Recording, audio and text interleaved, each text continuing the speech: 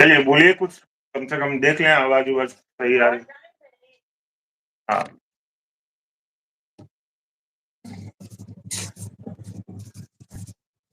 चलिए हम लाइव हैं और सभी को प्रणाम, नमस्कार, स्वागत है आप सबों का। एक सेकंड, एक सेकंड।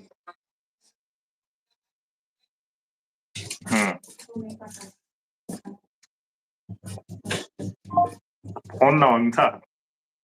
ओह! चलिए अभी ठीक हो गई होगी। हाँ, अब ठीक। चलिए आप सबों का स्वागत है इस लाइव सेशन में। काफी दिनों के बाद हम लोगों को, क्योंकि चर्चाओं का ऐसा क्रम था बीच में, क्योंकि बहुत बार बाहर भी हम लोगों को जाना पड़ा, जिसकी वजह से हम लोग नहीं भी आ पा रहे थे। दीदी के साथ भी वही शेड्यूल नहीं मिल पा रहा था।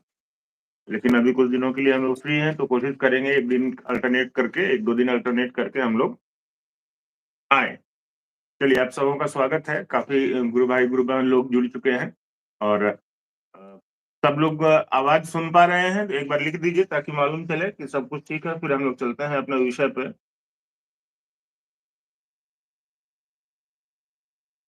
हाँ, लग रहा है इस नए साल में हम लोग पहली बार मिल रहे हैं, तो सबको नववर्ष की शुभकामनाएँ भाई। जी साहब हाँ, दीदी जी के हाँ। बने रहिए इस नए साल में, महादेव के बने रहिए।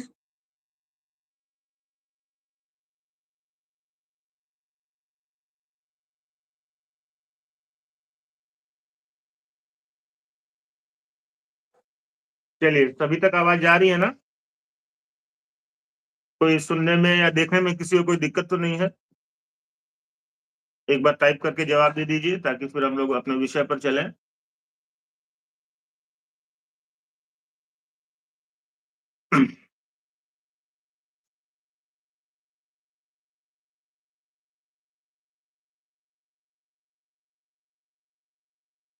चलिए चलिए तो दीदी आज आई हैं और पहले से हम लोगों के पास क्या विषय था ये तो हम लोग जान ही रहे हैं। शिव चर्चा दुधारी तलवार है, ये बहुत पुराना साहब ने कहा था इसको पहले।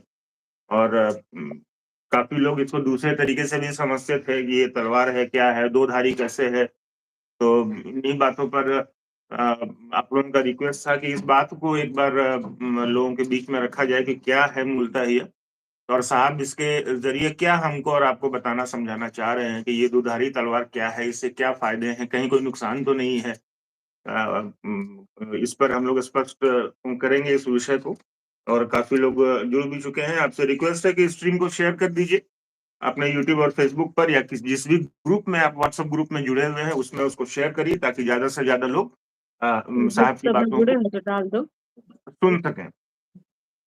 तो सब लोगों का एक फिर से, चलिए ठीक है। सुमन कुमार जी आप सबों का स्वागत है। बहुत सारे लोग आज जुड़े हैं क्योंकि लाइव भी बहुत दिनों के बाद हो रहा है। करीब 200 के आसपास आदमी हैं अभी। और जैसे जैसे आप लोग शेयर करेंगे लोग जुड़ते जाएंगे। चलिए दीदी आपका भी स्वागत है, प्रणाम है। प्रणाम, और सभी को प्रणाम, धन्यवाद। शिवालोक की तरफ से एक खुशखबरी भी है कि आज हम लोगों का करीब 3 लाख सब्सक्राइबर पूरा हो जाएगा। वाह! करीब, तालियाँ।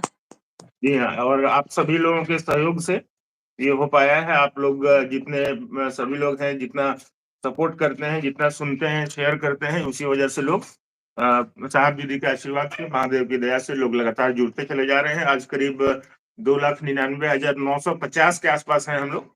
और अभी देखिए चलिए, बहुत 40,000 बढ़िया। जुड़ ही जाएंगे तो हम तीन लोग लाख हो आज जाएंगे। तक पहुँच जाएँगे 3 लाख। जी, आज हम लोग 3 लाख पहुंच जाएंगे।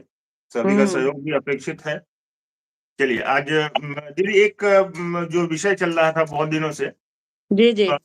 हम लोग सुनने में भी आया कि शिव चर्चा दुधारी तलवार है। साहब ने तो कई बार चर्चाओं में कहा भी, इस बात का जिक्र किया है। तो कहीं कहीं पर क्षेत्रों में भी इस बात को लेके कहीं कंफ्यूजन है, लोग समझ नहीं पा रहे हैं कुछ कुछ कि क्या इसके पीछे साहब कहना चाह रहे हैं, क्या समझाना चाह रहे हैं। तो आपसे, क्योंकि विषय तो बहुत सारे हैं, सवाल भी बहुत सारे आएंगे और आप बहुत दिन बाद पकड़ाई हैं तो आज आपको छोड़ना नहीं है। तो, नहीं, नहीं, कोई ये तो नहीं है। आज निहारिका जी को भी आना था लेकिन उनकी तबीयत थोड़ी नासाज हो गई, इसलिए वो हाँ, भी नहीं, थोड़ी। नहीं, कोई बात नहीं, ध्यान दें और अपने रांची ऊपर। रांची की स्थिति अभी ऐसी है कि सड़क पे मतलब मैं यहाँ से खिड़की से बाहर दिख रहा हूँ तो सामने वाली रोशनी नहीं दिख रही है हमको, एकदम डिब्बी की ओह! तरह जल रही है। फॉग इतना आ गया है फॉग, क्या? इतना फॉग है और सुबह से लगातार पानी पड़ा है। और आज और कल का यही सीन रहना है यहाँ पर, इसलिए। तो चलिए हम लोग वापस विषय पर आ जाते हैं। सभी गुरु भाइयों को प्रणाम, और दीदी भी आपको प्रणाम कह रही हैं, बोल रही हैं। सबको चलिए प्रणाम। देखिए चलिए ये तो आज साहब, जी हाँ बोलिए जी बोलिए। जी जी जी हो गया, मेरा सवाल वही था। जी अच्छा, देखिए ये साहब की पंक्ति है कि शिव चर्चा जो है एक दुधारी तलवार है। तो इसको मतलब इसको समझने की जरूरत है थोड़ा कि साहब ने किस संदर्भ में इसको कहा है।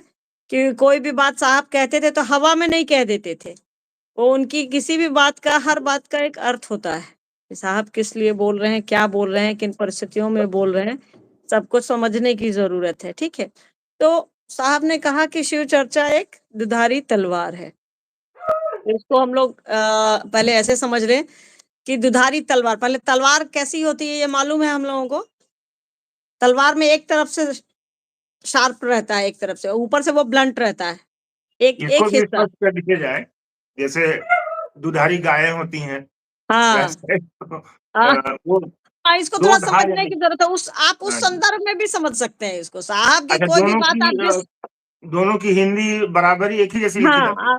आप जिस संदर्भ में उसको समझिएगा, वो साहब दीदी तो ऐसे हैं कि आप जिस कटोरे में, जिस तरह के पात्र में रखिएगा वो समा जाएंगे, पानी की तरह है वो, तो उनकी क्या बात बात, भी वैसे ही बहुत होती है। बढ़िया।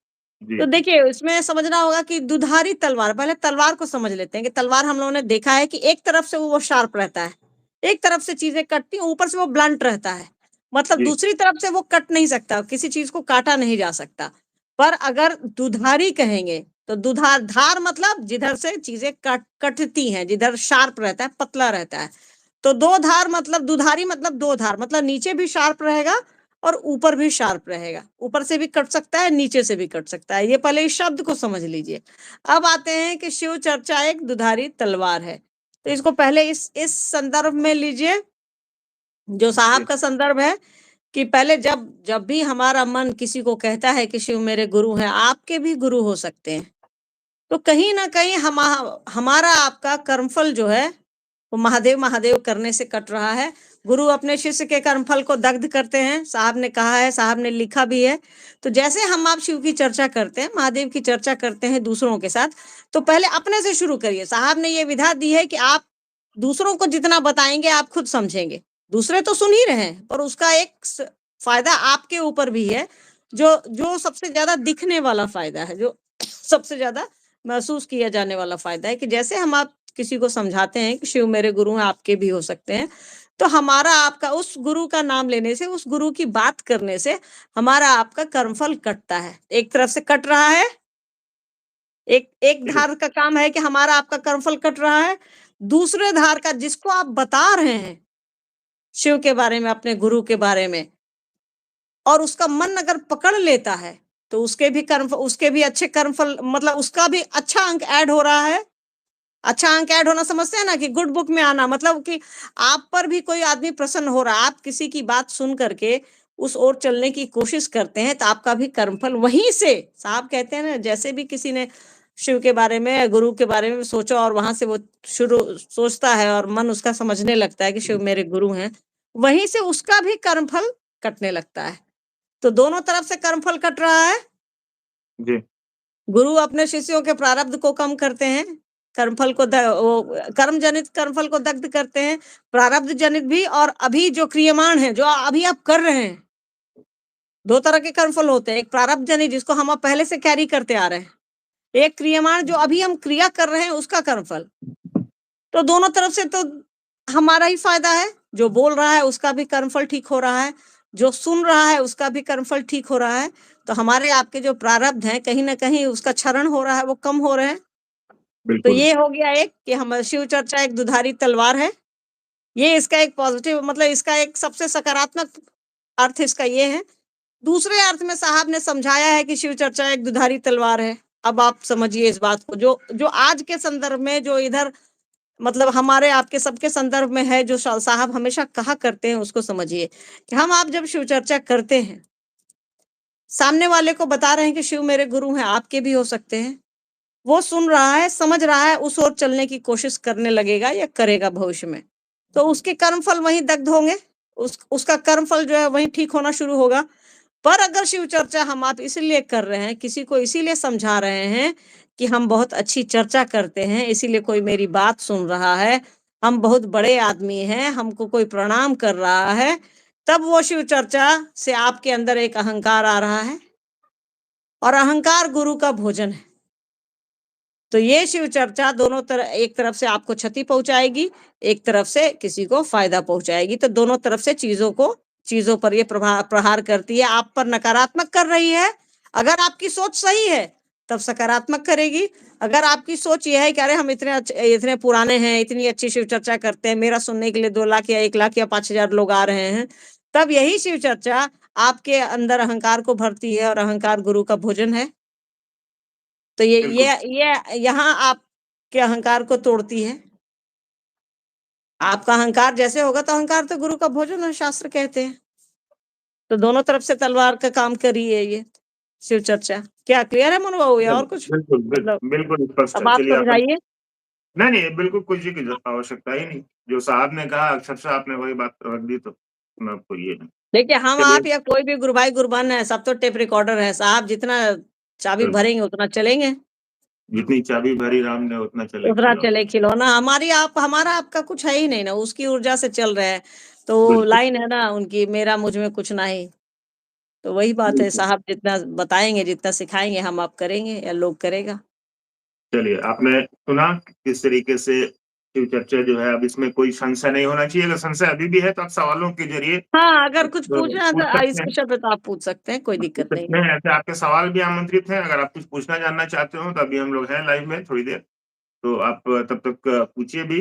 आसान शब्दों में दीदी ने स्पष्ट किया कैसे शिव चर्चा जो है दुधारी तलवार है। आपने सुना कर्मफलों को भी काटता है, और जो हम हमारे और आपके मन में जो भी चीज़ें रहती हैं वो हमको और आपको अ, समय के हिसाब से कालांतर में मिलता भी जाता है। चलिए एक सवाल हाँ, यहीं पर है, एक सवाल उठाते हैं, ले लेते हैं कि एक गुरु भाई हैं पूछना चाह रहे हैं, साहब और शिव में क्या अंतर है? इस पर साहब थोड़ा-सा और शिव में प्रकाश डाल दिया जाए। जी, देखिए साहब और शिव में क्या अंतर है? साहब क्या का जो लास्ट डिस्कोर्स है, साहब की जो लास्ट चर्चा है, मतलब शारीरिक रूप से ऐसे तो साहब साहब हैं, वो उनका उनका क्षरण हो ही नहीं सकता है, ठीक है? साहब दीदी तो अस्तित्व, आप उनका अस्तित्व खत्म ही नहीं है या हम कर ही नहीं सकते हैं, धरती ही नहीं कर सकती है। पर शारीरिक रूप से जो उन्होंने अंतिम रूप से अंतिम चर्चा करी है, उसमें उन्होंने कहा है कि साहब किसको कहते हैं? साहब परमात्मा को कहते हैं। साहब का अर्थ ही अगर आप डिक्शनरी करेंगे तो उसका अर्थ परमात्मा होता है, ईश्वर होता है, खुदा होता है, ठीक है? हाँ, पर यहाँ ये समझने की आवश्यकता है कि मान लीजिए साहब को आप भाई समझते हैं, पिता समझते हैं, महादेव जी समझते हैं, कुछ भी समझते हैं साहब को। साहब आपके अपने हैं, तो साहब ने जो कहा है वो आपको करना है। साहब ने कहा है कि आप 3 सूत्र करिए, लोगों को बताइए कि शिव मेरे गुरु हैं, आपके हो सकते हैं। तो दोनों का एक ही पहलू है। देखिए जब भरोसा जब मजबूत हो जाता है, तो भाई में भी बाप नज़र आता है। बिल्कुल, भरोसा जब मजबूत हो जाता है, तो भाई में भी बाप नज़र आता है, बच्चे में भी माँ नज़र आती है। तो हमारा आपका भरोसा साहब पर इतना ज़्यादा है कि साहब देवता सरीखे हैं हमारे आपके लिए। पर ये याद रखिएगा, उस देवता ने, उस महादेव ने जो कहा है हमको और आपको करना है। साहब साहब को हम आप व्यक्तिगत रूप से कुछ भी समझ लें, कुछ भी समझे, ये व्यक्तिगत है हमारा और आपका। साहब ने जो कहा है वो करने की कोशिश हमको और आपको करनी है। साहब ने कहा है कि शिव को गुरु बनाइए और लोगों को प्रेरित करिए कि शिव शिष्य बने और शिव शिष्य बनाएँ। तो साहब आप महादेव को समझिए या महादेव को आप साहब समझिए, सिक्के के 2 पहलू हैं। एक हाथ आप मेरा पकड़ेंगे तो उस पैर का हिस्सा भी मेरा ही है, बिल्कुल, और जिसको स्वयं शिव ने चुना है, उसकी तुलना किसी से क्या की जा सकती है? बिल्कुल सही बात। सुना आपने, साहब को आप शिव समझिए या शिव को साहब समझिए। आप कितनी सुंदर दीदी ने बात कही कि भाई में भी पिता नज़र आने लगता है। ज़रूरी है कि आपका भाव किस तरीके का है, हाँ, आपके संबंध कैसे आप हैं। हम आप सीखते हैं कि बड़ी बहन माँ सरीखे होती है, बड़ा भाई बाप सरीखा होता है। वो बड़ा बिल्कुल, भाई है, पर जी, आपका प्रेम इतना ज़्यादा है, उसका स्नेह इतना ज़्यादा है कि लगता है कि ये पिता तुल्य है। तो साहब भी हमारे, आपके साहब भी वो महादेव तुल्य हैं। वो ऐसे हैं जो हमको और आपको, रख दो कल हम लोग लेते आएँगे, काहे ढो रहा है? तो हम आप उनको जो भी समझते हैं, पिता तुल्य समझते हैं, महादेव तुल्य समझते हैं। क्योंकि देखिए दिया हमको और आपको साहब ने है। किसी और ने नहीं दिया है, दीदी ने दिया है।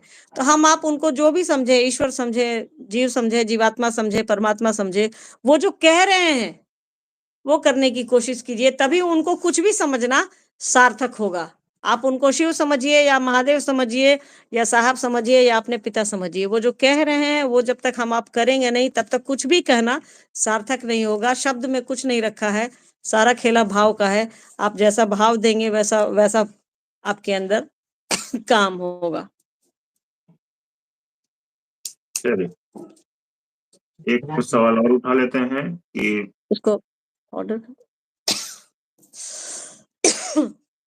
कैसे परखें, एक अमर कुमार भारती जी हैं, पूछना चाह रहे हैं, कैसे जाने कि या परखें कि मेरे गुरु शिव हो जाएं?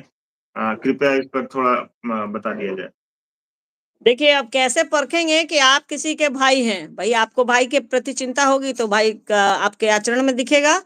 आप पिता बिल्कुल। होंगे तो आपके आचरण में दिखेगा कि मेरा बच्चा घर पे अकेले है, हमको घर जाना है, मेरे बच्चे के लिए आज दूध नहीं है, हमको आज कमाना है। तो वो आपका आचरण बताएगा, बोली नहीं बताएगी। बोली में तो आप कुछ भी कर सकते हैं, हम कुछ भी कर सकते हैं। व्यक्ति का आचरण बताता है कि वो शिव जैसा है, साहब दीदी जैसा है। हम आप शिव की ओर चलेंगे तो हमारा आपका आचरण कहेगा कि अरे ये शिव शिष्य है, इसकी सोच बदल गई है, इसकी सोच बड़ी हो गई है, ये पहले छोटा सोचता था, बड़ा सोचता है। तो जो भी होगा, हमारा आपका आचरण बताएगा, बोली नहीं बताती। बोली में तो हम कुछ भी बोल सकते हैं, पर आचरण में आप कुछ भी नहीं कर सकते हैं। बहुत देर तक आप घुटने पे पैर रख करके नहीं बैठ सकते हैं। आपको पैर सीधा करना पड़ता है। तो वो एक शरीर की ज़रूरत है कि आप हाथ मोड़े-मोड़े बहुत देर नहीं रख सकते हैं, हाथ टेढ़ा हो जाता है। तो वो मन की ज़रूरत है। हमारा आपका आचरण जैसा दिखेगा, जैसा होगा, वही हमारा आपका मूल आचरण हो सकता है। हम आप नकल थोड़ी देर के लिए कर सकते हैं, हमेशा के लिए नहीं कर सकते हैं। तो शिव के शिष्य जब बनेंगे, गुरु की दया होगी तो हमारा आपका आचरण बदलेगा, विचार बदलेगा, सोच बदलेगा। आप मत बोलिए, सिर्फ हम ही को फँसाइए। अरे हमको बहुत सारा काम भी करना पड़ता है ना साथ में, सवाल उठाना, इतना ना सवाल भी लोग डाल देता है कि एक-एक तो सवाल चुनना पड़ता है। चलिए, एक हाँ। सवाल ले लेते हैं। अ, चलिए, ये तो हो गया कैसे जाने कि शिव मेरे गुरु हैं। एक संजू सिंह जी हैं, ये आपसे जानना चाह रहे हैं, 3 सूत्र साधना है या माध्यम है, इसे समझाने की कृपा करें। 3 तो सूत्र युवा साधना है या माध्यम है? माध्यम ही लिखना चाह रहे हैं ये, साधना है या माध्यम? बिल्कुल यही होगा। जी। देखिए, साधना का अर्थ होता है जिसको साधा जाए, जिसको अपने शरीर से, अपने मन से या अपनी सोच से जिसको साधा जा सके, उस ईश्वर को हम आप साध नहीं सकते हैं। उसको पा सकते, उसको वश में नहीं कर सकते हैं। उसके करीब जा सकते हैं, ठीक है? उसमें मिल सकते हैं, उसको वश में नहीं किया जा सकता, उसको साधा नहीं जा सकता है। साधने से ही साधु शब्द बना है। जिसको साधा जा सके, तो ईश्वर को साधना अत्यंत ही कठिन है, मुश्किल असंभव ही समझिए। ये हमारे देखो थोड़ा ये माध्यम है लोग आगे बढ़ने के लिए, 3 सूत्र हमारे माध्यम है शिव के राजमार्ग पर आने के लिए। जैसे आप कहीं गाँव में रहते हैं, आपको मुख्य सड़क पर आने के लिए आपको टेम्पू या ऑटो करना पड़ता होगा या साइकिल से आते होंगे या बाइक से, तब आप ट्रेन लेते हैं, बस लेते हैं या जहाज लेते हैं। तो ये माध्यम है शिव के राजमार्ग पर लाने के लिए और वहाँ साहब और दीदी हैं आपको शिव की ओर ले चलने के लिए। 3 सूत्रों को करके हम उस मार्ग पर आ सकते हैं, शिव को गुरु बनाने के लिए आप उस मनः स्थिति में आ सकते हैं, कि शिव को गुरु कैसे बनाएँ, शिव को अपना कैसे समझें। 3 सूत्रों को करने से पहले सूत्र में अपनापन की बात है कि हे शिव आप मेरे बोल गुरु देते हैं, ना मैं थोड़ा-सा। आपका शिष्य हूँ, मुझ शिष्य पर दया कर दीजिए। तो ये माध्यम है, ये एक सीढ़ी है जिससे आप ऊपर जा सकते हैं। पर याद रखिएगा, छत पर ही पहुँचना हमारी मंज़िल नहीं है, उसके ऊपर और भी कई सारे फ्लोर्स हैं जहाँ हमको और आपको जाना है। तो 3 सूत्र हमारे सहायक हैं, साहब ने लिखा है सहायक हैं, ये आपकी सहायता करते हैं। ये आपकी मंज़िल नहीं है, मंज़िल को पाने में ये आपकी सहायता करते हैं। और इसको बिल्कुल। इसको कैसे साधिएगा? इसको मन से ही करना इसकी साधना है। आप इसको ये तो बहुत ही प्रैक्टिकल एस्पेक्ट है ना। अध्यात्म का ये सबसे प्रैक्टिकल एस्पेक्ट है जो साहब ने 3 सूत्रों के माध्यम से दिया है। हमको आपको दिखता है करना जैसा है, पर करना कुछ भी नहीं है, ये मन से जुड़ना है, मन से जैसे जुड़ जाइएगा दूसरों को बताने लगिएगा, कोई अपना समझ में आ जाता है तो उसकी बड़ाई तो अपने आप हो जाती है। जरा एक गिलास पानी दे दो। चलिए, एक गुरु बहन है, ये पूछना चाहती हैं कि दीदी आपसे एक चीज़ जानना चाहते हैं कि हमारा जो बच्चा है वो पढ़ाई छोड़ दिया है, घर में बैठता है और ऐसी स्थिति में हम शिव गुरु चर्चाओं में जाते हैं, तो लोग मुझे भी ताना देते हैं या ताना मारते हैं, इसके लिए क्या किया जाए? मन दुखी हो जाता है कभी-कभी। देखिए, इसके लिए महादेव से दया माँगिए और उस बच्चे को प्रेरित करिए, काम तो करना पड़ेगा, जीवन में आए हैं तो काम तो करना पड़ेगा, कोई ज़रूरी नहीं है सब लोग पढ़ लिख करके कलेक्टर बने, ठीक है? हर आदमी अपने जीवन का अपनी जिजीविषा है हर आदमी की, हर आदमी अपने तरीके से जीना चाहता है, वो कुछ करना चाहते हैं वो करवाइए। अरे आज के दौर में तो ईंटा तोड़ देते हैं तो ₹450 प्रतिदिन मिल जाते हैं। कोई काम छोटा-बड़ा नहीं होता है, शिव के शिष्य हैं हम आप, विसंगतियों में संगति की स्थापना करते हैं शिव के शिष्य। तो काम कोई भी हो, छोटा हो, बड़ा हो, कुछ जहाज उड़ाना है वो भी उड़ाएँगे, झाड़ू चलाना है वो भी करेंगे। जिससे पैसे आए ईमानदारी से, अब चोरी-चकारी करके नहीं पैसे आए, मेहनत से जिससे पैसे आए वो काम करे बच्चा। अगर वो 18 साल से ऊपर है तो, अब बच्चा पढ़ाई छोड़ दिया है, उसकी उम्र क्या है ये तो आप जानिएगा। अगर वो 18 साल से ऊपर है तो काम करने में क्या हर्ज है? देश का कानून आपको अधिकार देता है, काम करिएगा, वेतन पाइएगा। मेहनत तो जावेद को करनी समझा। पड़ेगी। हाँ, चलिए, मेहनत तो करनी ही होगी। मेहनत करनी है और काम करने के लिए प्रेरित और करना है। ताना से नहीं डरिए, समाज है ये, समाज है वो आप अच्छा पहन के निकलेंगी, लोग कहेगा बड़ा लाल-लाल चमका रही है। आप फटा पहन के निकलेंगी तो कहेगा कि अरे इसके पास तो कुछ है ही नहीं है यार पहनने के लिए। ये बिल्कुल समाज सही पे बात नहीं है। हाँ, घर समाज में के भी हम लिए लोग उतना देखते सोचने की हैं, ज़रूरत घर में भी हम लोग देखें कि हम लोग बहुत सारे लोग घर में भी कुछ ना कुछ बोल देते हैं, लेकिन फिर भी हम हाँ, और आप अपना काम करना नहीं छोड़ते। हाँ, बस ये इसलिए कि महादेव का ही काम है, तो क्यों छोड़ा जाए? विचलित होने की ज़रूरत नहीं है, ठीक निश्चित है? होने की महादेव ज़रूरत से नहीं दया माँगिए, चीज़ें सेटल हो है। जाएँगी धीरे-धीरे। सही बात।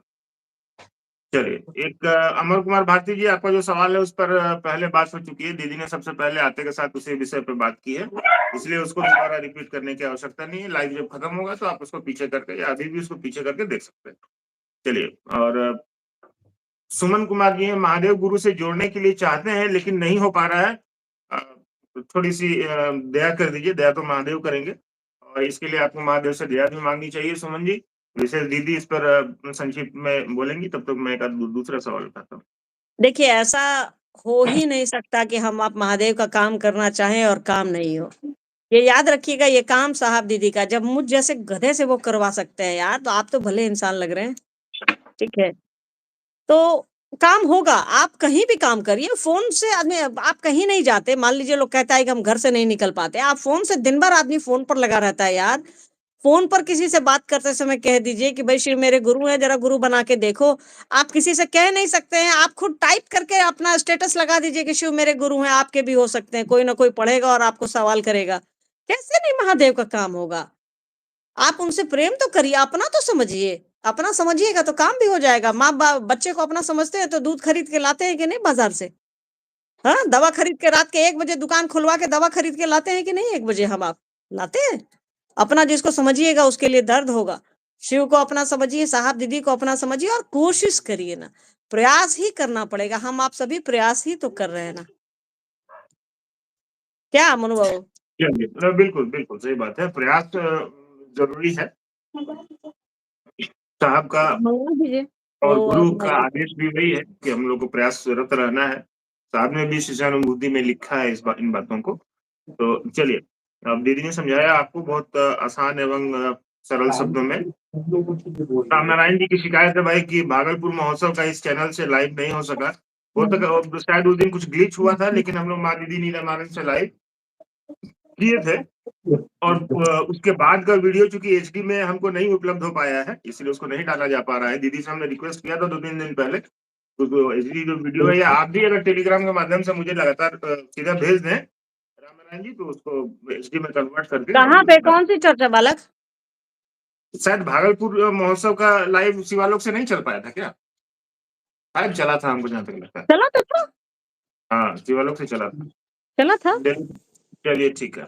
एक्चुअली में दिक्कत क्या होती है ना कि डायरेक्ट जो हम लोग कभी-कभी लाइव करते हैं, तो वो ज़्यादा अच्छा होता है। लेकिन उस दिन डायरेक्ट नहीं हो करके और हाँ, आज इतनी नहीं, तुरंत लाइव हो शिवालोक गया। पर नहीं हो पाया था मनु, ये हमारे अनुष्का के इससे, अनुष्ठानंद के आईडी से हम फेसबुक से करवाए हुआ थे था। लास्ट में।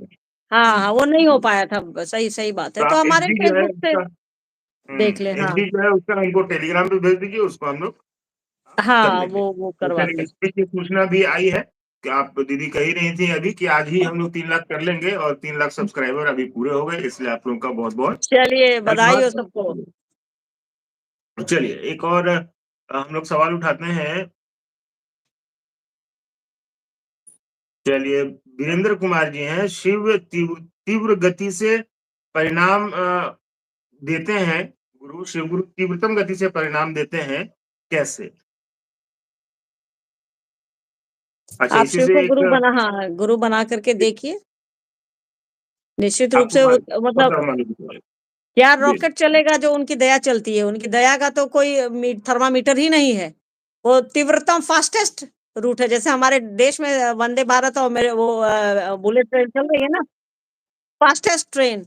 तो गुरु की दया यही है, इतनी तेज रहती है वो कि हम आप उसको झेल भी नहीं सकते हैं, हम आप उसको कैरी भी नहीं कर सकते। इसके लिए साहब और दीदी हैं, एक ट्रांसपोंडर लगा है, बिजली डायरेक्ट हम आप ले ही नहीं सकते, जहां बिजली बनती है वो डायरेक्ट हमारे आपके पास नहीं आती है, उसको स्कैटर्ड किया जाता है, पावर ग्रिड उसको स्कैटर्ड करता है, उसको तोड़ता है थोड़े थोड़े हिस्से में, थोड़े थोड़े टुकड़े में एनटीपीसी तोड़ता है, तब हमको और आपको मिलता है वो। बिल्कुल। तो गुरु की दया तो फास्टेस्ट है, उसके बारे में तो सोचा ही नहीं, वो चाहे तो 1 मिनट में हमको और आपको, खैर गुरु की दया क्या, साहब दीदी चाह ले तो 1 सेकंड के पहले हिस्से में हम आप शिव हो सकते हैं। साहब की एक चर्चा घूम रही है, हम लोगों ने सुना है कुछ दिन पहले कि मैं एक जिज्ञासा उनकी आई थी कि आप मुझसे मन से मिलते रहेंगे तो आप शिव शिव क्या, मैं आपको शिव बना दूंगा, अब क्या चाहिए हमको और आपको। तो उनकी उनकी दया तो इतनी तीव्रतम गति से हमारे आपके जीवन पर आती है, हमारे मन पर आती है कि हम आप सोच ही नहीं सकते हैं। हाँ, उसका परिणाम हमारे आपके जीवन में दिखता है, हमारी आपकी सोच पर दिखता है, मन पर दिखता है। चलिए, साहब ने भी कहा था कि कि महादेव से हमारा दया मांगते हैं, महादेव दया करते हैं, लेकिन हम्म, हम लोगों के पास वैसा पात्र ही नहीं। सही गोरी बात तेरा है। आंचल कितना। तो थोड़ी सी ही महादेव की दया में तो हमारा और आपका कल्याण छुपा हुआ है। सुई के नोक के बराबर ही दया अगर उनकी हमको और आपको हाँ, मिल जाए, नसीब हो जाए। तो चलिए, तब तक आप लोग स्ट्रीम को लाइव को शेयर करिए, और इतने लोग हैं लेकिन लाइक्स अभी तक 50 ही हैं। इसको लाइक करने से यूट्यूब हम लोगों को एल्गोरिदम में डालता है और ज्यादा से ज्यादा लोगों तक लाइव को पहुंचाता है। चलिए एक और सवाल ले लेते हैं। कुछ सुपौल वाली चर्चा नहीं आई यूट्यूब में, वो भी आ जाएगी। हम लोग चूंकि इधर कुछ व्यस्त थे, हम लोग उसको एचडी में कन्वर्ट करने में थोड़ा सा वक्त लगता है, इसीलिए वो भी आ जाएगी, कोई दिक्कत नहीं है। एक तरुण यादव जी हैं, जानना चाह रहे हैं, गुरु अपने शिष्य को अपने जैसा बनाते हैं लेकिन 5 तत्व शिष्य को प्रभावित करता है, गुरु को नहीं, ऐसा क्यों? अरे जी, भाई, गुरु है वो, गुरु हमको और हमारे आपके तो गुरु जो हैं वो परमात्मा गुरु हैं, उन्होंने ही बनाया है हमको और आपको 5 तत्व से, उनकी रचना ही हम आप है, तो उनको क्या प्रभावित करेगा? हाँ, जिस दिन वो शरीर में आएंगे तो उनको प्रभावित करेगा। सही बात। प्रभावित होने के लिए तो आपको काल की परिधि में आना पड़ेगा ना, और बिल्कुल शिव काल की परिधि से परे हैं जो हमारे आपके गुरु हैं, महाकाल ही है, तो कैसे बिल्कुल प्रभावित होंगे? उन्होंने ही इन चीजों को बनाया। अब आपने कोई फोटो बना दिया है तो वो आपका क्रिएशन है ना, वो उस क्रिएशन ने आपको नहीं क्रिएट किया है, आपने उसको क्रिएट किया है। तो शिव ने हमको और आपको बनाया है, वही हमारे आपके गुरु परमात्मा गुरु हैं। साहब ने हमारा हम लोगों को बताया है कि शिव परमात्मा गुरु हैं, उन्होंने बनाया 5 तत्व 3 गुणों से हमको और आपको बनाया है। जिस दिन वो शरीर लेगा, जिस दिन वो 5 तत्व में आएंगे, उनको ये 5 तत्व प्रभावित करेंगे, तो 5 तत्व तो शिष्य को ही प्रभावित करेंगे ना। बिल्कुल सही बात है। और वो तो महाकाल है, वो तो सबसे पहले है, सभी चीजें उनके बाद बनी है, उनके बाद दृश्य होती हैं, उनके बाद बनती हैं। हाँ, ऑब्वियस है, आपको पूरी छानना है तो कढ़ाई में बैठ के तो नहीं ना छानिएगा, बाहर खड़ा सही होकर बात है। छानिएगा। तो यही चीज है। और चलिए, अच्छा सवाल था एक, हाँ, सवाल बहुत अच्छा था तरुण जी का, बहुत बढ़िया सवाल। बहुत बढ़िया सवाल था एक। हमारी पंक्ति मैंने कुछ दिन पहले कही थी, संबंध की प्रगाढ़ता आपको मौन करेगा, गतिहीन करेगा।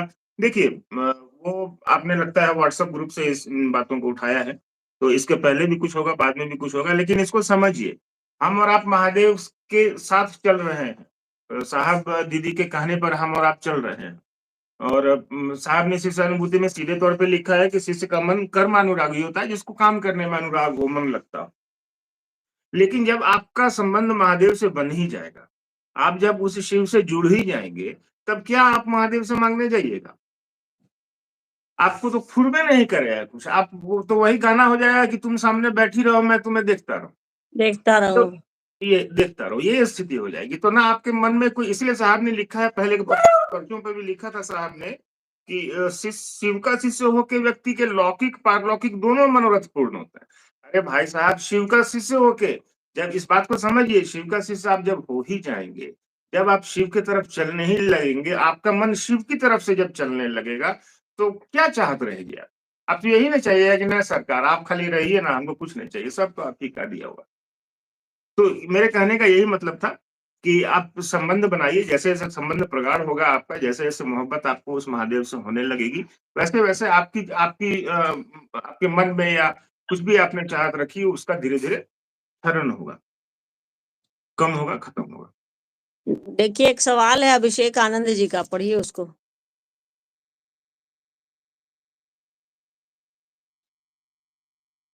चलिए, अभिषेक आनंद जी हैं यहाँ पर और इसके पहले भी 4-5 सवाल हैं। तो खैर पहले इन्हीं को ले लेते हैं। साहब, जिस टाइम साहब कहते थे, चर्चा करते थे, उस टाइम पैसा नहीं लगता था। अब आप लोग कहीं जाते हैं, तब टिकट 250 रुपीस लगता है, क्यों? ये देखिए अभिषेक जी, जिस ऐसा नहीं है, ये एक व्यवस्था जनित चीज़ें हैं, है ना? जिस समय साहब भी थे, दीदी भी थी, उस समय भी चर्चाएँ देखो देखिए यार, कोई एक बड़ी व्यवस्था को लेके चलिएगा ना, तो हो सकता है आपके 2 रुपए उसमें खर्च हो जाएँ। प्रेम करने में पैसे खर्च नहीं होते। है ना? लेकिन बच्चा जैसे ही बड़ा होता है, आपको उसका मोजा खरीदना होगा, स्कूल बैग खरीदना होगा, स्कूल ड्रेस खरीदना होगा, स्कूल में एडमिशन कराना होगा, उसको खाना देना होगा। तो आप बच्चे से प्रेम करने में तो पैसा नहीं लग रहा है, लेकिन उसकी परवाह करने में पैसे लगते हैं। "ए निहार, इसको ले जाओ बाबू।" तो जब उसको एक उसको परिवार में 5 आदमी रहते हैं, तो लोग काम करके पैसा अर्न करता है ताकि लोगों की देखभाल हो सके, भोजन चल सके, छत एक हो सके और वस्त्र आ सके। तो जब बिल्कुल, मिलकर के हम आप कोई काम करते हैं, तो उस पे खर्च आते हैं और ऐसा नहीं कह स अभी मोनू जी ने बहुत सही कहा कि ऐसा नहीं है कि साहब जी थे तो उसमें पैसे नहीं खर्च होते थे। उस समय भी पैसे खर्च होते थे और देना नहीं देखिए भाई, अभिषेक आनंद जी, याद रखिएगा आपके गोदरेज को खोल करके कोई पैसा नहीं लेता है। आप देते हैं तभी कोई लेता होगा। आपकी इच्छा है तो दीजिए, नहीं इच्छा है तो मत दीजिए। कोई भी बिल्कुल, व्यवस्था देखिए, कोई भी व्यवस्था जो है हमारी आपकी व्यक्तिगत शिव के शिष्य अभी महादेव की दया हम पर आप पर एक दिन आएगी जब हम आप अकेले अपने बल पर पूरा कार्यक्रम करा लेंगे। किसी से हमको और आपको ₹1 लेने की ज़रूरत नहीं पड़ेगी। पर कई बार होती है आप छोटी च जैसे आप घर में एक चर्चा रखते हैं, वहाँ कोई पैसे खर्च नहीं करेंगे। आप गली में रखिएगा तो आपको टेंट लगाना पड़ेगा या आप अपने से एक तिरपाल खरीद करके लगा सकते हैं क्योंकि आप वो गली की व्यवस्था छोटी है जहाँ ₹500 में आपको तिरपाल आ जाएगा। पर अगर आप 50,000 लोगों को बुला रहे हैं, 50,000 लोग इकट्ठा हो जाएँगे मैदान में, तो आपको बहुत ज़्यादा बड़े तिरपाल की ज़रूरत पड़ेगी जिसको खरीदना पड़ेगा और हो सकता है आपके पास उतने पैसे ना हो, तो आदमी बिल्कुल, आपस में सहयोग करके ही कुछ करता है। हाँ, इसमें बिल्कुल सही। हमारी और आपकी नियत होनी चाहिए कि वो जो ₹250 किसी ने दिए हैं, तो उस ₹250 का उपयोग कहाँ हुआ है? हमने जाके उसको कहीं खा लिया है या हमने किसी के लिए बैठने की व्यवस्था करी है, किसी के लिए माइक किया है, किसी के लिए पानी किया है। नियत को समझना होगा, आपको और हमको, सबको नियत को समझना होगा। सवाल अच्छा है, बिल्कुल आपने सही सवाल किया है। इसकी जानकारी तो सबको होनी ही चाहिए, ठीक है? और हम लोग चलिए, कोशिश में लगे हैं इन महँगाई के इस दौर में जहाँ हम आप सोचते नहीं हैं ₹25 का एक पुड़िया खाने के लिए, पर ये ह्यूमन नेचर है हमारा और आपका। अगर हम लोग किसी को दान दे देते हैं ₹1 तो हम लोग सोचने लगते हैं कि उसने उस ₹1 का क्या किया होगा। सरस्वती पूजा आ रही है, हम आप अभी हर जगह चंदा लोग माँग रहे हैं। दे देते हैं, हम आप सोचते नहीं हैं। तो क्या दोबारा आप उससे सवाल करने जाते हैं क्या? चूँकि आपको सवाल करने की और हमको सवाल करने की छूट साहब ने दे रखी है, इसीलिए हम आप करते हैं। बिल्कुल सही। सरस्वती पूजा वाले से हम आप नहीं पूछने जाते हैं कि भैया क्या करोगे इसका? सही ठीक बात है। है, बिल्कुल। चलिए, आपने अभिषेक जी, हो सकता है कि आप समझने की कोशिश किए होंगे। महँगाई है और व्यवस्था में पैसे थोड़े लग जाते हैं, खर्च हो जाते हैं। लेकिन हाँ, दीदी ने बहुत अच्छी बात बताई कि उसका सदुपयोग होना चाहिए। पैसे हैं तो उसका दुरुपयोग नहीं होना चाहिए। और आपसे कोई माँग रहा है, आपसे कोई छीनता नहीं है, आप दे दीजिए नहीं, बिल्कुल, हाँ, आप दीजिएगा चाहेंगे तब तो आपके सवाल ऊपर बनेगा ना। है, आप नहीं चाहें मत दें। आप हाँ, जैसे आप देंगे तभी, देखिए आप दीजिएगा तभी सवाल बनेगा, आप नहीं देंगे सवाल नहीं बनेगा। बिल्कुल, तो देना बंद बड़े-बड़े कर हॉल दीजिए। बुक करने होते हैं, हॉल बुक करने में पैसे लगते हैं। साउंड हाँ, अब वहाँ पे 2000-3000 आदमी है, उसको बोलेंगे तो 200 आदमी सुनेगा, लेकिन 3000 आदमी को सुनाने के लिए आपको माइक चाहिए, आपको एक सेटअप चाहिए, सिस्टम चाहिए। तो थोड़े सही बात पैसे है। खर्च हो सकते हैं, इसलिए लोगों से सहयोग लेके ही कोई कार्यक्रम दीदी ने तो कहा ही अभी, सहयोग लेके ही हम लोग घर में भी ऐसे ही करते हैं और अपने कामों में भी यही करने की कोशिश करते हैं। चलिए और लखन जी हैं, ये कह रहे हैं आशीर्वाद दीजिए दीदी कि हम अपने गुरु का काम तीव्र गति से कर पाएँ, बैंगलोर से हैं ये, बिल्कुल करिए। देखिए आशीर्वाद जिसके पास जो है वही माँगिए, साहब दीदी से आशीर्वाद माँगिए, वो आपको बैठे हैं शिव देने के लिए। ठीक है, ऐसे हम लोगों की शुभकामनाएँ आपके साथ हैं कि आप शिव के शिष्य होइए, साहब दीदी के आदमी होइए और महादेव का काम करिए। आपके साथ हैं हम लोग, ना आपके आगे हैं, ना आपके पीछे हैं, आपके साथ चल रहे हैं। पीछे बिल्कुल, समझिएगा तो और भी बेहतर है, पर लोगों को लगता है कि नहीं भई पीछे कोई क्यों चलेगा? तो हम आपके साथ खड़े हैं, आगे नहीं खड़े हैं ये याद रखिएगा। आपके साथ खड़े हैं या आपके पीछे खड़े हैं। चलिए सुमन कुमार जी हैं, कह रहे हैं कि दीदी ऐसे ही लाइव आप और भैया आते रहिए, अच्छा लगता है सुनने में और कम गुरु की बात हो जाती है और थोड़ी देर ही सही मन अपने गुरु शिव की परिधि की तरफ जाने की कोशिश कोशिश तो रहती है बाबू, पर हम लोग इधर इतनी व्यस्तता थी हम लोगों की कि थोड़ा चूंकि विंटर में है। अभी देखिए अभी जो पैसे पर एक सवाल आया, इसी के लिए जाड़े में हम लोग काम करते हैं कि पैसे कम खर्च होते हैं। गर्मी में आप एसी हॉल करिएगा या बाहर जाइएगा या इतने लोगों के लिए गर्मी में बैठने की व्यवस्था कैसे करिएगा, तो कम पैसे में काम चल जाता है। इसीलिए जाड़े में हम लोग काम को थोड़ा तेज कर देते हैं। जैसे अब साहब ने कहा है कि संगोष्ठी करिए, बैठक करिए, साप्ताहिकी में जाइए, तो कोशिश रहती है हमारी कि यही हम काम करें कि साप्ताहिकी में जाएँ, संगोष्ठी में जाएँ, बैठक में करें। ठीक। चलिए मोक्ष और मुक्ति के बारे में जानना चाहती हैं गुरु बहन। अरे यार! क्यों मोक्ष सही क्या है? सुना? मोक्ष अरे भई मोक्षियों को अरे आज साहब मजाक-मजाक में कह देते हैं कि जो लोग मोक्ष रखता है, हाँ, उसको मोक्ष मिलता है। मोक्ष तो क्या मिलता है। चलिए देखिए, मोक्ष का अर्थ होता है हमारा आपका मन जो है एक किसी ऑर्बिट पर घूमता रहे, ठीक है? उसको कहते हैं मोक्ष। तो मोक्ष भारत का अध्यात्म, भारत का धर्म कहता है मोक्ष पाने के लिए मरना पड़ेगा। साहब ने कहा कि गाड़ी आपको दोनों का ले कुछ आई। करने की ज़रूरत नहीं है। आप शिव की ओर चलिए, शिव के शिष्य मोक्षार्थी नहीं हैं। हम आप जैसे शिव को अपना गुरु बनाते हैं, हमारा आपका मन ऐसे ही मुक्त हो जाता है। मरने की क्या ज़रूरत है इसके लिए? मर जाएँगे, टुनुकिए जाएँगे तो समझेंगे क्या मोक्ष किसको कहते हैं भई? रसगुल्ला खाना है कि रसगुल्ला बनना है? सही बात। ये बताइए। मन मन का मुक्त होना तो पता कैसे चलेगा कि मन मेरा मुक्त हो गया? कि हमको भी मोबाइल चाहिए कि हमको भी महादेव चाहिए? इसी दुनिया में रह के पता लगेगा ना कि भई मिठाई कैसी होती है, खाएँगे तब तो पता चलेगा। जब टुनकिए जाएँगे, तब पता क्या चलेगा मोक्ष क्या है? बिल्कुल। मन का मुक्त होना ही मोक्ष है। शिव के शिष्य तो जैसे शिव को अपनी ओर अपना शिष्य भाव शिव की ओर अर्पित करते हैं, साहब दीदी को अपना समझते लोगों हैं, उनका मन मुक्त हो जाता है। चलिए एक और सवाल लेते हैं। अरे मोक्ष तो इसके नाम से ही मालूम चल रहा है इसमें। अलग कीजिए ना मोक्ष को भाई। मोह का क्षरण, मोक्ष, तो सीधी सी बात। चलिए 16 हाँ जी। हाँ, एक सत्यम कुमार जी हैं। दीदी मैं दया और नमन करने की कोशिश करता हूँ, पर मेरा मन नहीं करता है ऐसा करने का। कोई उपाय बता दीजिए। तो दया और नमन करता हूँ तो मन नहीं करता है, शिव चर्चा करने का मन करता है। हाँ, अरे यार! जो चलो सबसे ज़रूरी काम है उसको करिए। साहब ने कहा है पहले सूत्र पर ध्यान दीजिए। जब तक आप संबंध नहीं बनाएँगे, तब तक आप किसी की प्रशंसा भी करेंगे तो वो बेईमानी हो जाएगी। तो अपना समझिए, अपना समझिएगा, प्रशंसा अपने आप हो जाएगी, बड़ाई अपने आप हो जाएगी। वही बात है फिर यहाँ यहाँ वही लागू होगा कि शिव चर्चा दुधारी तलवार है। हम आप अपने लिए कर लेते हैं चर्चा। समझते हैं कि दूसरा आदमी हमको वाह-वाह करेगा, वाह-वाही देगा कि क्या बोले, क्या बोले, क्या बोले। तो यहाँ पे शिव चर्चा जो है वो दुधारी तलवार की तरह काम करती है, हमारे आपके अहंकार का क्षरण करने लगेगी, हमारा आपका कर्मफल जो है वो धीरे-धीरे बढ़ने लगेगा उस ओर जहाँ हमको और आपको जाना नहीं है। जिस गली जाना नहीं उस गली जाना सोचना क्यों? महादेव का काम करिए, बहुत अच्छी बात है। पहला सूत्र करते रहिए, नमः शिवाय से प्रणाम करते रहिए, साहब का आदेश है। नमः शिवाय से प्रणाम करेंगे तो हमारे आपके जो जागतिक कष्ट हैं वो थोड़े कम हो जाएँगे और मन जो है गुरु की ओर जाएगा। चलिए एक छोटा-सा संक्षिप्त में इसको भी बताइए कि गुरु, सद्गुरु एवं जगत गुरु में क्या है अंतर?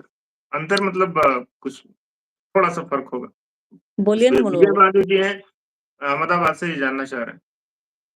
विजय बहादुर जी, गुरु, सतगुरु और जगत गुरु में क्या अंतर है? कोई अंतर है तो बताइए। बच्चा जब पहला क्लास में पढ़ता है तो उसको पहला प्राइमरी का विद्यार्थी पढ़ाएगा।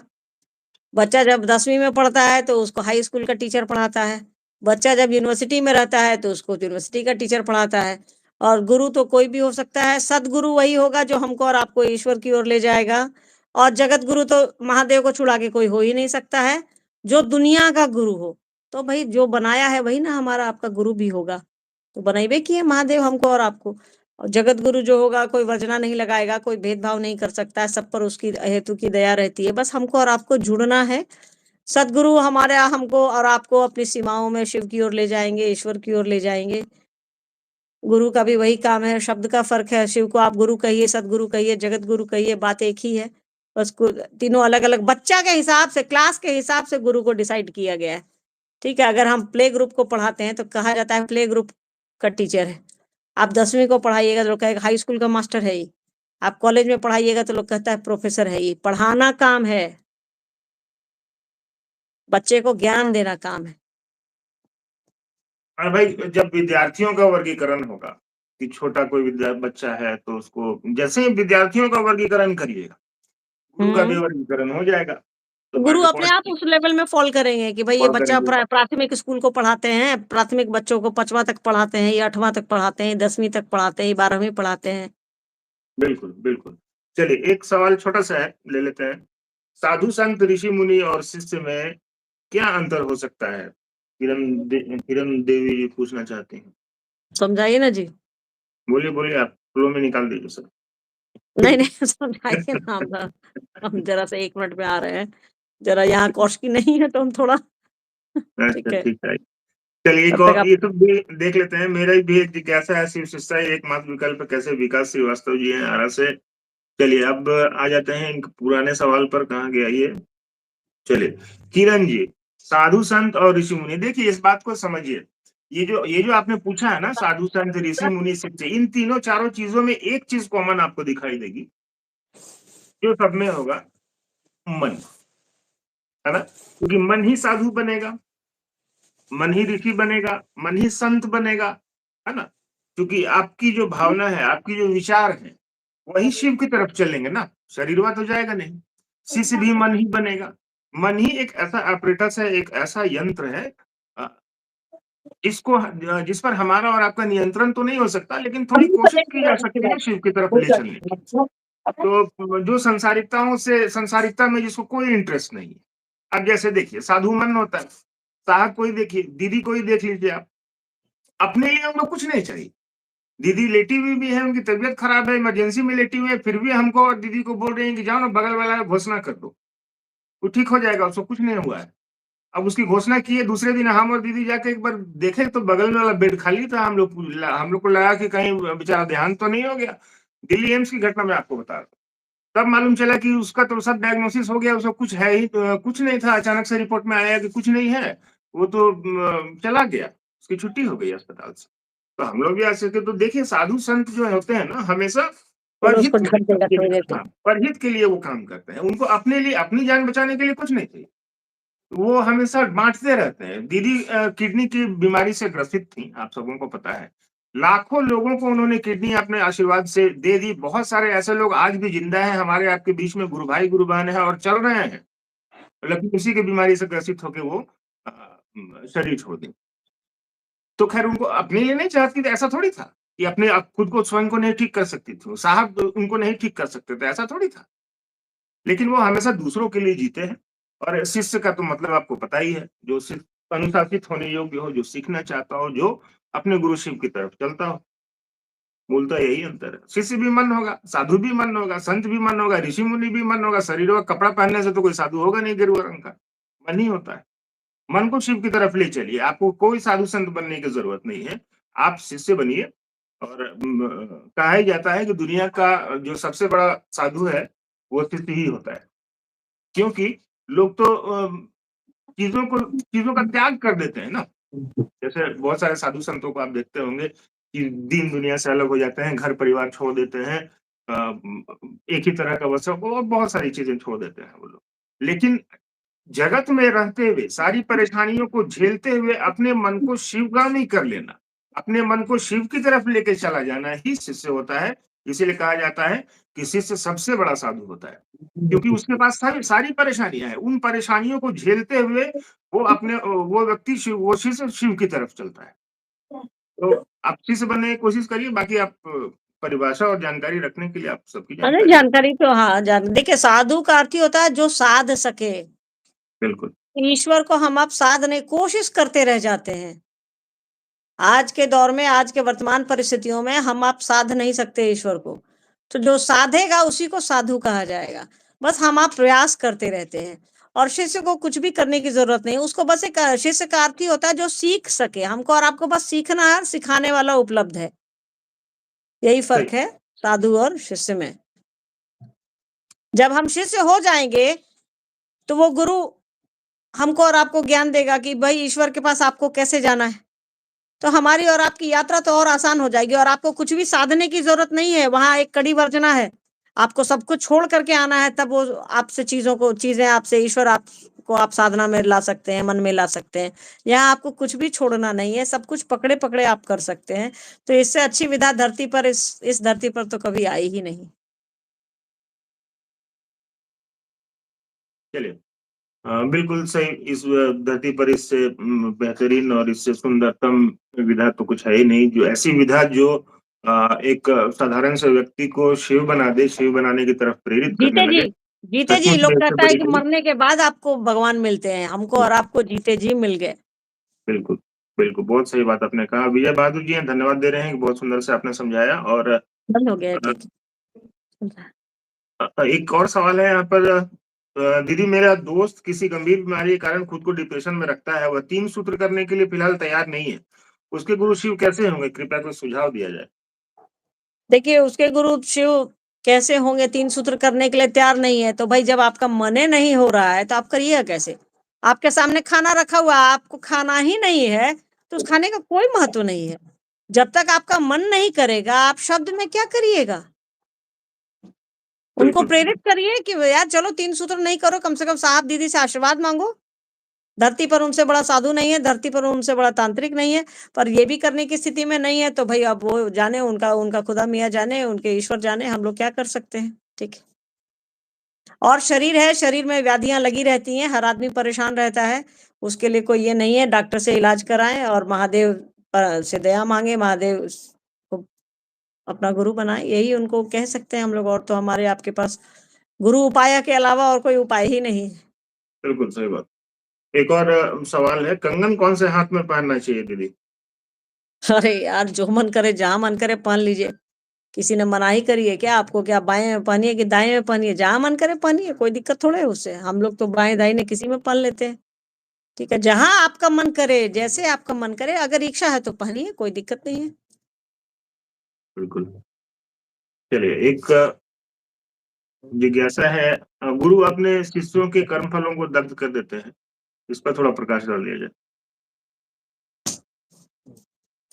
भाई साहब ने कहा है कि आपको अगर आप शिव के शिष्य हैं, तो शिव के शिष्य अपने शिष्यों के कर्मफल को दग्ध करते हैं। दग्ध करना मतलब कम करना, उसको काटना-छाँटना, ठीक है? तो इसके लिए हमको और आपको दया माँगनी होगी अपने गुरु से, जुड़ना होगा। जब तक आप जुड़िएगा नहीं, तब तक होगा कैसे? तो इसके लिए 3 सूत्र करने होंगे, पहला सूत्र करना होगा, दूसरा सूत्र करना होगा, तीसरा सूत्र करना होगा। तो उनसे जुड़ाव की स्थिति में ही हमारे आपके कर्मफल दग्ध होंगे। शिव को अपना गुरु बनाइए और वो जो कहते हैं वो करते रहिए, साहब दीदी जो कह रहे हैं वो करते रहिए। हमारा आपका काम चलता रहेगा, कर्मफल दग्ध होता रहेगा। उनकी दया से ही हो सकता है, क्योंकि वो हमारे परमात्मा गुरु हैं। परमात्मा ने जो आपको और हमको कर्मफल दे दिया, वो खत्म गुरु ही कर सकते हैं या कम गुरु ही कर सकते हैं। परमात्मा भी उसको नहीं करते। परमात्मा ने जो दे दिया है, तो वो उसका साइकिल है, उसको दुनिया बनाना है, दुनिया चलाना है, दुनिया को खत्म करना है।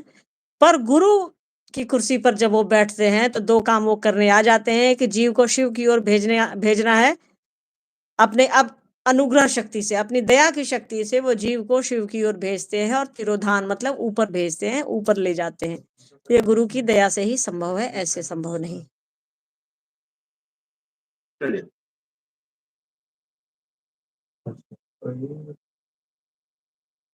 एक और सवाल ले लेते हैं क्योंकि अब वक़्त घड़ी भी भी हो देखते चला रहिए है। सरकार, घड़ी भी 50वें जी। मिनट पर है। हाँ, जी, जी, देख रहा हूँ। थोड़ा लाइव भी शायद रुक रहा था। लाइव अभी चल रहा है क्लियर आप लोग सुन पा रहे हैं? ज़रा एक बार हाँ, सही ऑडिबल है तरीके से क्या? बता। ठीक है ना? लाइव तो ठीक है, चल रहा है। चलिए। अ, सुनीता जी जानना चाह रही हैं, माला करने का वक़्त होता है क्या? भैया जी, कभी भी कर सकते हैं? कभी भी कर सकते हैं, कहीं भी कर सकते हैं, ठीक है, पर अब उसका है कि माला तो अब नहाते वक़्त हो नहीं सकती है, वो भीग जाएगी। अब किचन में काम कर रहे हैं, तो वहाँ खड़े होके कैसे करिएगा? बाहर ऑफ़िस कर रहे हैं, तो वहाँ कैसे करिएगा? ऐसे उसका रोड पार साहब कर ने तो कहा सकते हैं। है एक दिवा-रात्रि में, दिवा-रात्रि मतलब दिन का 12 घंटा और रात का 12 घंटा, 24 घंटे में आप कभी भी, कहीं भी कर सकते हैं, अपनी सुविधा देख लें। करना ठीक है, है, करना मुद्दा है, ठीक है? करनी करिए उसको। चलिए। चलिए एक सवाल है इनका कि इनके घर में थोड़ी अशरीरी शक्तियाँ हैं, आसमानी शक्तियाँ हैं जो इनको डिस्टर्ब करती हैं, तो क्या उपाय करें कि थोड़ा-सा ये परेशानियाँ कम हो जाएँ? महादेव से दया माँगिए, साहब दीदी से आशीर्वाद माँगिए, साहब दीदी की तस्वीर अगर रखते हैं तो उनको कहिए कि सरकार आप मेरे बाप हैं, आप मेरी माँ हैं, हम कहीं जाएँगे नहीं और। अब वो अशरीरी है कि नहीं है या मेरे मन का वहम है या दूसरों के मन का वहम है, जो भी है इसको ठीक करिए, महादेव को कहिए, भरोसा जताइए, साहब ने कहा है महादेव से लड़िए, लड़ कर के दया लीजिए। तो साहब दीदी माँ-बाप हैं हमारे, किससे लेंगे हम आप? उन्हीं से माँगेंगे ना। तो बोलिए कि हम कहीं नहीं जाएँगे, साहब बनने की कोशिश करिए कि मैं क साहब ने कहा था शिव को कि मैं कहीं नहीं जाऊँगा, मुझे मालूम है कि आप नहीं सिखाएँगे मुझे चमत्कार, फिर भी मैं कहीं नहीं जाऊँगा। तो हमको और आपको कोशिश करनी चाहिए कि उन पर ये समर्पण, वो एक जगह ठहर जाएँ हम आपकी सरकार अब अशरीरी है कि नहीं हम नहीं जानते हैं पर हम परेशान हैं, इस परेशानी को कम किया जाए और अगर आपको डॉक्टरी की सलाह लेनी है, डॉक्टर से सलाह लीजिए, जो भी करना है मेडिकल साइंस आज का दौर ऐसा है, जहाँ इन चीज़ों की कोई मान्यताएँ नहीं है, फिर भी अगर आपको ऐसा लगता है तो महादेव और साहब दीदी से दया माँगिए। चलिए एक अंतिम सवाल अब ले लेते हैं क्योंकि अब हाँ, वक़्त भी हाँ, हो हाँ, चला है। बहुत ज़रूरी अंतिम पर पहुँचना। काफ़ी लोगों की शुभकामनाएँ हैं कि लाइव में आने से बहुत लाभ होता है और बहुत सारी जिज्ञासाएँ जो नहीं हम लोग सुन पाते हैं या रख पाते हैं, रखने से लाभ मिलता है। इसी तरीके से आप लोग आते रहिए, बिल्कुल आप लोग भी ऐसे ही जुड़े रहिए और अब लोग हम फिर कोशिश करेंगे अभी चूँकि हम लोग हैं घर पे, तो 1-2 दिन में हाँ, फिर आने की, तो उसके लिए पहले से आप लोगों को ग्रुपों के माध्यम से फ़ेसबुक, व्हाट्सएप के माध्यम से जैसे सूचना अभी चली गई थी परसों, वैसे ही आपको फिर से सूचित कर देंगे हम लोग। तो आप लोग आ सकते हैं। एक अंतिम सवाल गुरु बहन है सुनीता जी, पहले से एक गुरु को मान रखे हैं, तो दूसरे गुरु कैसे मानेंगे? दूसरे को गुरु कैसे मानेंगे? क्योंकि गुरु तो हमने सुना है कि एक ही होता है। जी, देखिए पहले से आपने किसी को गुरु मान रखा है, तो उसको दूसरे को गुरु कैसे माने? साहब ने कभी कहा नहीं है कि यार किसी को छोड़ो। साहब ने कहा है पकड़ो, शिव को पकड़ो और शिव से बड़ा कोई गुरु नहीं। आप जिसको गुरु बनाती हैं, आप बनाए रखिए।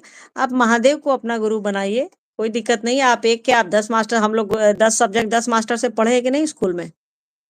पर याद रखिएगा उसमें से एक ही को मास्टर है जो अच्छा लगता था हमको और आपको। सब मास्टर अच्छा नहीं लगता है। सब मास्टर एक ही तरीके से नहीं पढ़ाता है। एक मास्टर होता है जिसे गणित में आपको 100 में 100 नंबर आ जाते हैं। एक मास्टर होता है जो आपको संस्कृत में 100 में 13 नंबर आ जाएगा। तो आपको जिससे पढ़ना है पढ़िए, महादेव को पकड़े रहिए, साहब दीदी को पकड़े रहिए, बस यही आपकी आपसे प्रार्थना है हम लोगों की। महादेव को पकड़िए, आप एक बार करके देखिए, उसके बाद महादेव की दया और साहब दीदी का आशीर्वाद, बाकी कोई दिक्कत नहीं है, आप किसी को करते रहिए, किसी को गुरु बनाइए, आप महादेव को भी गुरु बना सकती हैं। बना के देखिए, अच्छा लगेगा। चलिए आज काफ़ी बढ़िया लगा और काफ़ी लोगों को लाभ हुआ, आपके आने से भी और आपके इतने सरल और आसान शब्दों में समझाने से भी। बहुत सारी बातें ऐसी थी जो आज स्पष्ट हो गई और लोग और गुरु भाई, गुरु बहन समझ पाए इन चीज़ों को, इसके लिए भी आपका बहुत-बहुत धन्यवाद हम लोग करते हैं नहीं, और नहीं, देखिए हम लोगों की तो यही कोशिश है कि हम लोग आपस में बैठे मिलें और महादेव की बात हो, साहब दीदी की बात हो और हमारे आपके प्रयास से या किसी के प्रयास से कोई शिव की ओर चल देता है, तो इससे अच्छा कर्म इस धरती पर नहीं है। बिल्कुल, बिल्कुल, बिल्कुल सही बात। बहुत पावन प्रयोजन है ये आप सबों से भी आग्रह है कि ऐसे ही अपने जहाँ भी आप रहते हो अपने क्षेत्र में अपने गुरु शिव का काम बढ़ाइए, अपने साहब दीदी से आशीर्वाद माँगिए, अपने महादेव गुरु से दया की याचना करिए, जो हमारा पहला सूत्र है, चर्चा करिए, प्रणाम करिए उनको और ज़्यादा से ज़्यादा कोशिश करिए जो भी आपके पास बचा हुआ वक़्त है, उसको अपने गुरु काम में लगाइए, चाहे आप घर में हो, चाहे बाहर हो, चाहे मोबाइल पर हो, चाहे कहीं भी हो। आजकल तो इतना ज़्यादा सूचना तंत्र बढ़ा हुआ है, फ़ेसबुक, व्हाट्सएप, फ़ोन के माध्यम से भी अगर आपको फुर्सत नहीं मिल पा रही है, तो भी आप लोगों को अपने गुरु शिव के बारे में बता सकते हैं, जोड़ सकते हैं। चलिए आज काफ़ी लोग जुड़े, करीब 7 साढ़े 700 लोग थे। लाइव में आप सबों का आने के लिए बहुत-बहुत धन्यवाद हम और दीदी करते हैं और फिर से आने हाँ। का फिर से हम लोग आएँगे और फिर से आप अच्छा लोगों से लगता है बात आप करेंगे। लोगों के साथ बात होती है, आप लोग ख़ैर डायरेक्ट कन्वर्सेशन तो नहीं हो पाता है, पर जी, कम से कम रिटर्न में ही हो जाता है, तो अच्छा लगता है हम लोगों को, खुशी होती है कि चलिए भई हमारे आपके अपनों के प्रयास से ये हमारा परिवार है। आगे बिल्कुल, आने वाले जो भी समय में कोई भी शिवशिष्य होगा, तो वो हमारे परिवार का हिस्सा है, आपके परिवार का हम हिस्सा हैं, आप हमारे परिवार का हिस्सा है। तो अच्छा लगता है जब अपने लोग मिलते हैं, बैठते हैं, कोई बात शादी-ब्याह में परिवार इकट्ठा होता है तो कितना अच्छा लगता है। तो ये भी तो बिल्कुल, उत्सव है ना हमारा आपका, ये शिव-शिष्यों का उत्सव है कि बैठ कर के महादेव और साहब दीदी की बात करें। साहब ने नाम दिया है ना महोत्सव, महाउत्सव साहब ने कहा है, महोत्सव ये साहब का ही नाम दिया हुआ है। तो जब हम लोग आपस में बैठते हैं तो हमारा मन भी महोत्सव जैसा ही खिला रहता है, आपका मन भी वैसा ही रहता होगा, हम लोगों को लगता है ऐसा। तो आइए हम लोग मिल के बैठ कर के बातें करेंगे, फिर कभी किसी दिन आते हैं। अभी तो फ्री ही हैं हम लोग, घर में चलिए, हैं, कोई दिक्कत नहीं है। महादेव का काम तो ना छूटता है, ना छूटेगा, आजीवन रहेगा ही। तरीके बिल्कुल। बदल सकते हैं, बदल जाते हैं। चलिए, इसी इन्हीं शब्दों के साथ अब हम लोग विदा लेने का वक़्त है। अब हम लोग आपको प्रणाम करते हैं। बिल्कुल घर पे रहिए, ठंड ज़्यादा है, ठंड से भी अपना हाँ, बचाव करिए सुरक्षित और रहिए, आपका जी, सुरक्षित रहना उतना ही ज़रूरी है, जितना बाकी लोगों का है। अच्छे से रहिए, आप सभी को प्रणाम, शुभ रात्रि। चलिए आप सभी को प्रणाम, चलिए आपको भी मनोज जी। प्रणाम, सभी गुरु भाई, गुरु बहनों को प्रणाम।